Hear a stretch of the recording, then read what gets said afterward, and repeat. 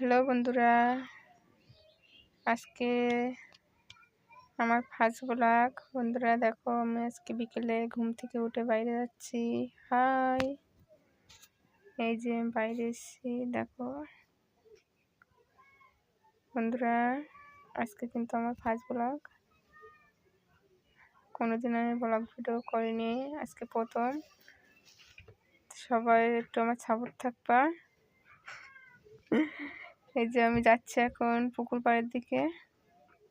দেখো পুকুর পাড়ে যেতে যেতে দেখলাম আমি ঘাস ফুল লাগিয়েছিলাম, তা ঘাস ফুল গাছের মাটিতে কিন্তু পানি নেই।